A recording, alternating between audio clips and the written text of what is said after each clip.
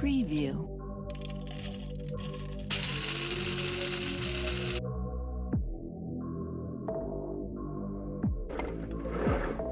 I'm going to talk about presence, and you'll see where this leads.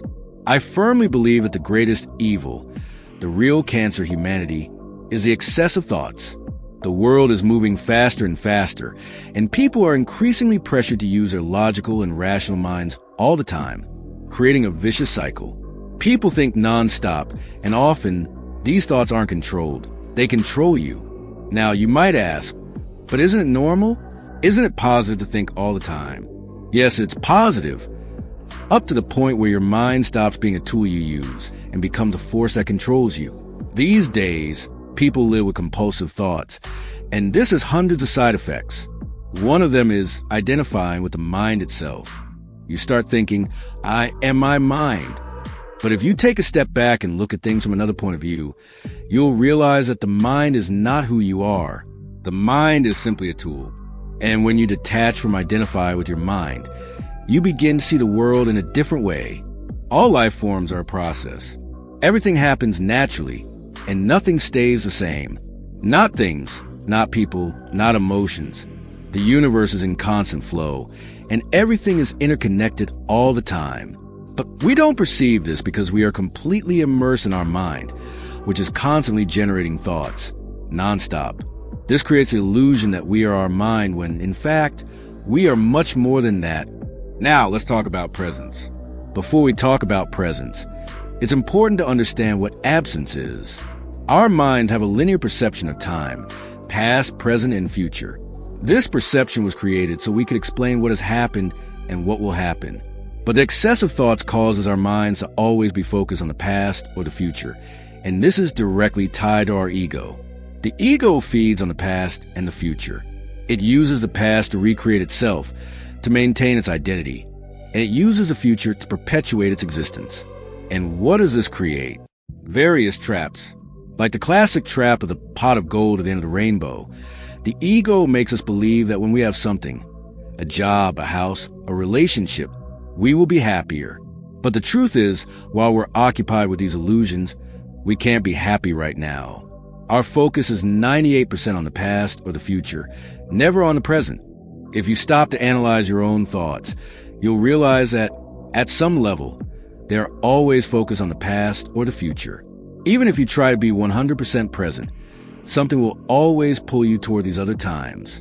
And that's the point, the power of presence. Presence is exactly the space between thoughts. It's where you are beyond the mind. Imagine your mind as a machine, producing thoughts nonstop. When you're 100% dominated by it, those thoughts are all happening at the same time. There's no space for anything else.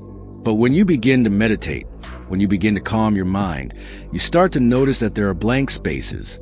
These spaces are the now, the present moment, where you can feel your own presence. And that's the power of presence. I know this might sound vague because it's hard to explain, but what I want you to understand is that our minds create excessive thoughts, and this excess prevents us from feeling our true presence.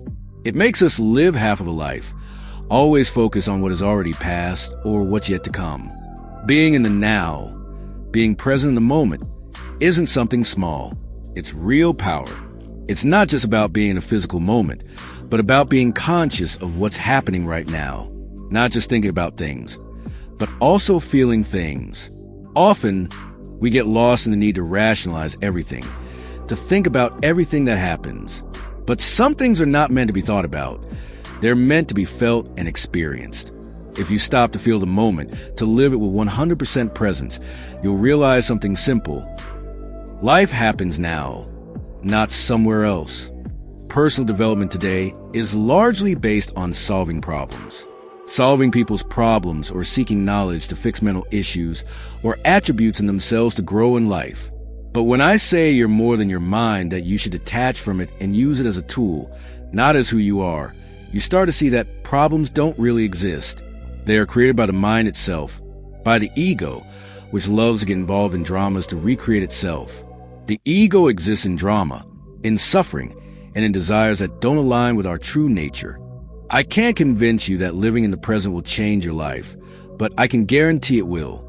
You'll feel this for yourself when you truly get interested in being present. Then it becomes a lifestyle, something you try to live constantly. Of course, you won't always be present, but constant practice will bring you closer to that state. And how to do that? When you're reading a book, give your full attention to the words. When you're listening to music, listen with your whole being. When you're drinking coffee, dedicate all your attention to the coffee, the aroma, the taste. Do one thing at a time and try to calm your mind. This will neutralize the mind and prevent it from creating new thoughts about what's happening. So, if you're wondering how to live more fully, the answer is simple. Live in the now. Be present. Pay attention to the small things. And when thoughts come up, just let them go. Stay in the now. If you enjoyed the video, leave a comment, like, and share. Take care and see you next time.